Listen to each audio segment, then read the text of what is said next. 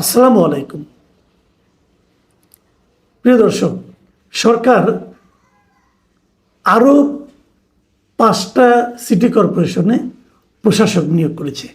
আগে 6টা ছিল, নতুন করে আরও 5টা সিটি কর্পোরেশনে প্রশাসক নিয়োগ করেছে। এবং বলা বাহুল্য, আগের 6টার মতো এই 5টাতেও সম্পূর্ণভাবে বিএনপি দলীয় নেতাদের নিয়োগ করা হয়েছে। আমি দেখলাম 5টার মধ্যে একটাতে বিএনপির কেন্দ্রীয় কমিটির একজন সাংগঠনিক সম্পাদক ওই বিভাগের, তাকে নিয়োগ দেওয়া হয়েছে। আর বাকি 4টাতে ওই এলাকার মহানগরী অথবা জেলা এরকম বিএনপির সাধারণ সম্পাদক বা সদস্য সচিব এদেরকে নিয়োগ দেওয়া হয়েছে। তার মানে 11টা সিটি কর্পোরেশনের সব জায়গায় এখন বিএনপির লোকজন প্রশাসক হিসাবে নিয়োগ পেল। এই বিষয়টা কি দাঁড়ালো? এটা কি ভালো হলো নাকি মন্দ হলো? এটা নিয়ে একটু কথা বলতে চাই। প্রথম যখন 6টা সিটি কর্পোরেশনে প্রশাসক নিয়োগ করা হয়েছিল, আমি তখন এটা সমালোচনা করেছিলাম যে এই দলীয়করণের তো কোনো প্রয়োজন ছিল না। আপনারা দ্রুত নির্বাচন দিয়ে দিতেন, আর নির্বাচনের আগ পর্যন্ত যে সরকারি কর্মকর্তারা প্রশাসক হিসেবে ছিল তারাই চালাতো। 1.5 বছর তো প্রশাসক দিয়েই চললো, আর কটা দিন চলতো অসুবিধাটা কী হতো? তাতে অন্ততপক্ষে আপনাদের একটা দলীয়করণের যে বদনাম সেটা আপনাদের গায়ে লাগতো না। এখন আপনারা হয়তো বলবেন, আমরা তো একটু দলীয় সরকার, আমি দলীয়করণ করতেই পারি না। আপনি পারেন না। এটা করলে সাধারণ মানুষের কাছে আপনাদের গ্রহণযোগ্যতা কমবে। আপনি দলের লোককে নিয়োগ মনোনয়ন দেন নির্বাচনে, তারা যদি জনগণ তাদেরকে চায় তারা নির্বাচিত হয়ে আসবে। আপনারা তা করেননি। আপনারা যে কাজটা করেছেন অযৌক্তিক। আমি একটা উদাহরণ দিয়ে বলি, ঢাকা উত্তরে যাকে আপনি সিটি কর্পোরেশনের প্রশাসক নিয়োগ করেছেন, এই ভদ্রলোক তো নির্বাচনে হেরেছিল। উত্তর সিটি কর্পোরেশনে যে কয়টা সংসদীয় আসন আছে তার একটা সংসদীয় আসনে উনি পরাজিত হয়েছেন।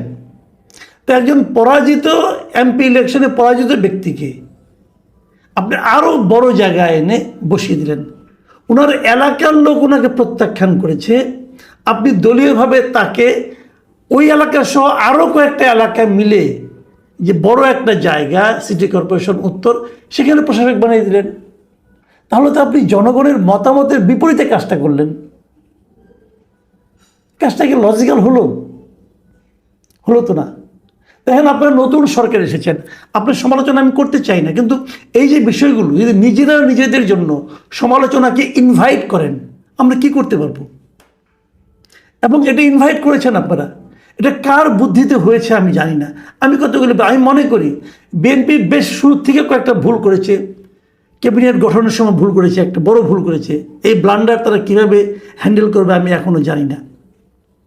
আর এই সিটি কর্পোরেশন নিয়ে তারা পলিটিক্যাল ভুল করতে যাচ্ছে, টোটালি রাজনৈতিক ভুল। আমি আমার মতো করে বলি, আমি যেভাবে বুঝেছি সেভাবে আমি জিনিসটা বলি। এই আপনি যাদেরকে নিয়োগ দিলেন, আমি ধরে নিতে পারি এদেরকে হয়তো আপনারা পরবর্তী সময়ে মেয়র হিসেবে মনোনয়ন দেবেন তো দেবেন। নাহলে তাদেরকে আপনি আগে আনলেন কেন?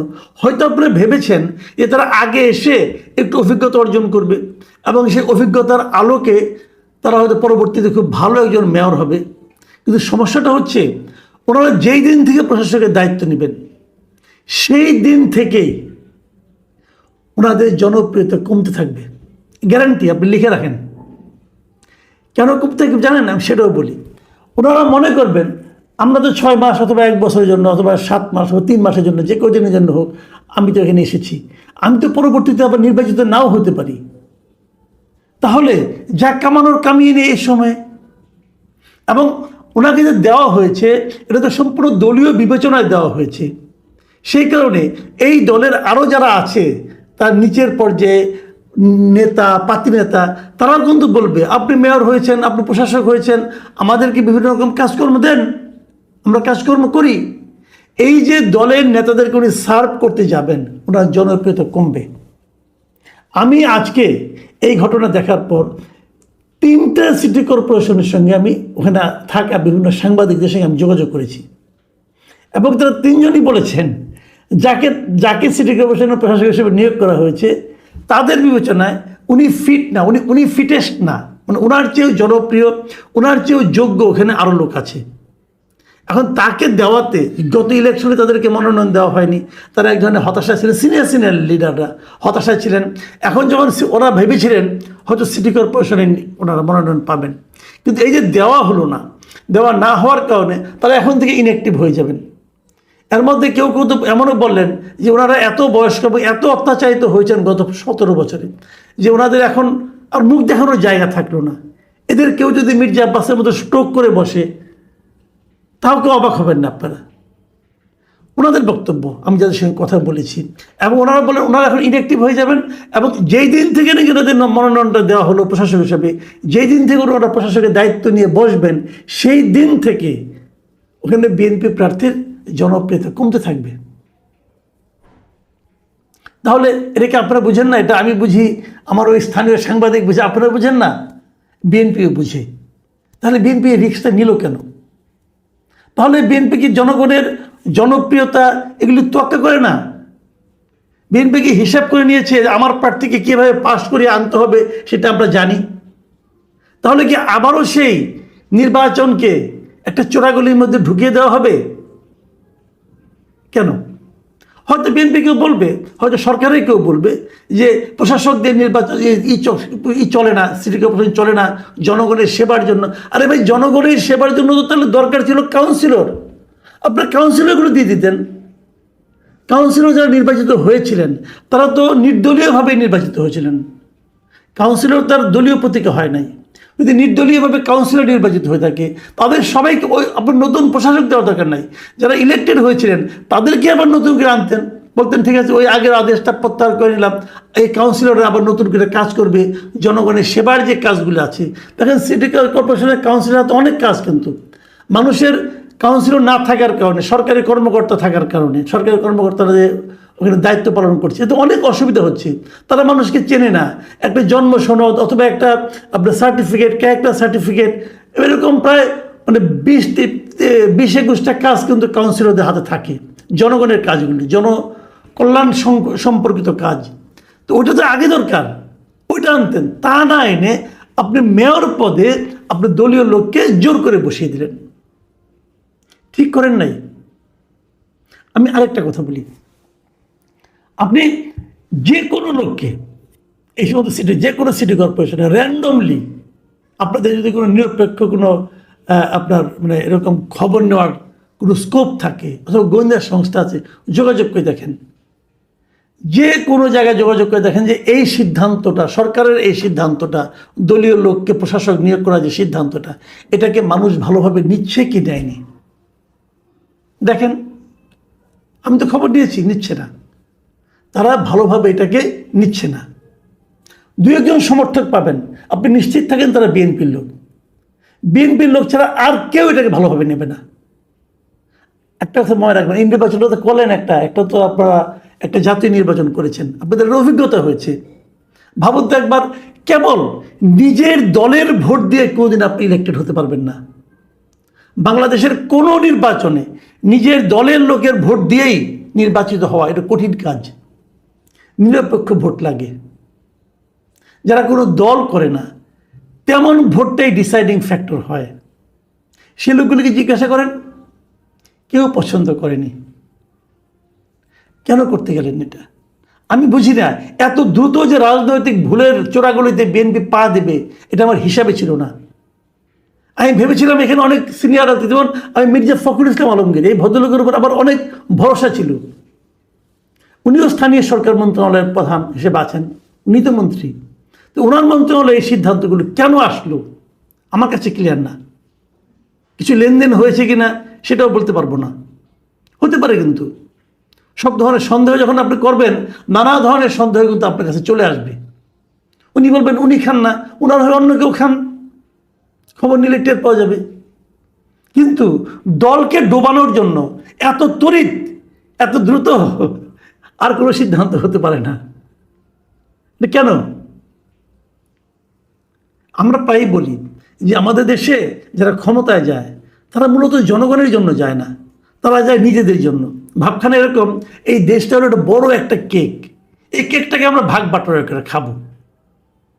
তো যারা কেকের ভাগ পায়নি তারা হয়তো বলেছে এখানে তো অমুক এমপি হলো, তমুক এমপি হলো, আমরা এতদিন জেল খাটলাম, তা আমরা কি পাবো? আরে ভাই, জেল সবাই খেটেছে, জেল বিএনপির কোন লোকটা খাটেনি বলেন তো আপনি? কারণ সবাইকে আপনি দিতে পারবেন? বরং সবাইকে দেশ সেবার সুযোগ দেন। তা না, কেকের ভাগ দিচ্ছে সবাইকে, যে ঠিক আছে তুমি এই কেকটা নাও, এই কেকটা নিয়ে তুমি খাও, আরাম করে খাও, তোমার চেলা চামুন্ডাকে কিছু কিছু দাও, তাহলে হয়ে যাবে। কিন্তু এটা কোনো ভালো কাজ হয়নি। আমি বললাম তো, আপনারা যোগাযোগ করে দেখেন, বিএনপি অনেক লোকেরা এটা সমর্থন করবে না। বলেন একটা কথা আমি বলি, যেমন আমি এর মধ্যে দেখি যে 6টাকে আগে দিয়েছিলেন আপনারা, সেই 6টার অনেক প্রশাসকই কিন্তু এরই মধ্যে বলা শুরু করেছে যে আমরা কিছু পাইনি, সব একদম খোকলা করে রেখে গিয়েছে। কেউ কেউ বলেছে যে সিটি কর্পোরেশনের কর্মচারীদের বেতনটা পর্যন্ত দিতে হবে ধার করে, বলেছে। তো তার মানে অভাব দিয়ে কিন্তু শুরু করেছে। তো অভাব দিয়ে শুরু করলে নগর জীবনের প্রাত্যহিক যে সমস্যাগুলো, এই সমস্যাগুলো তারা সমাধান করবে কিভাবে? টাকা তো নেই। সমাধান যখন আপনি করতে না পারবেন, 6 মাস পর ইলেকশন আসবে। এটা যদি 5 বছর পর ইলেকশন হতো, ধরেন আপনি তাহলে ইলেক্টেড হয়ে গেল, ধরেন আপনার 6 মাস পর ইলেকশন হতো, তখন যদি নির্বাচিত হতো তাহলে তো সে 5 বছর সময় পেত। প্রথম 6 মাসে কোনো সমাধান করতে পারতো না, প্রথম 6 মাসে গুছিয়ে নিত, পরবর্তী সময় সমাধান করত, মানুষের মন জয় করত, এরপরে তারা কিন্তু দলের জন্য কিছু একটা করতে পারত। কিন্তু এখন তার হাতে সময় 6 মাস, 6 মাসের পরীক্ষায় নামিয়ে দিয়ে তার হাতে পর আপনি ইলেকশনে নামিয়ে দিচ্ছেন, সে তো ধরা খাবে। বিএনপি একদম নতুন কোনো রাজনৈতিক দল না, একটা পুরনো দল, কিন্তু তাদের মধ্যে এই রাজনৈতিক সিদ্ধান্তটা, এত কাঁচা সিদ্ধান্ত কিভাবে আসলো আমি বুঝতে পারি না। বিএনপির তারেক রহমান সাহেবের প্রজ্ঞার উপর, ওনার চিন্তা চেতনার উপর আমার এক ধরনের ভরসা আছে, এখনো আছে। এটা কি উনি জানতেন? যদি উনি জেনে থাকেন তাহলে উনি কোন বিবেচনায় এই কাজটা করলেন, তার একটা ব্যাখ্যা কিন্তু আমরা জানতে চাই। আর যদি না জেনে থাকেন, যাদের কারণে এই দুর্ভোগের মধ্যে আপনার যে এই যে রিস্কি সিদ্ধান্তটা আপনি নিলেন, তাদেরকে চিহ্নিত করেন, তাদের উপর নির্ভর করেন না। এটা কিন্তু ডুবাবে, আপনাকেও ডুবাবে, দলটাকেও ডুবাবে। যদি সুষ্ঠু নির্বাচন হয় এবং এই প্রশাসকরা যদি আগামীতে মেয়র পদপ্রার্থী হয়, দেখবেন রেজাল্টটা কি হয়, সেই দেখার অপেক্ষায় থাকলাম। প্রিয় দর্শক, এখন এ পর্যন্তই। আল্লাহ হাফিজ।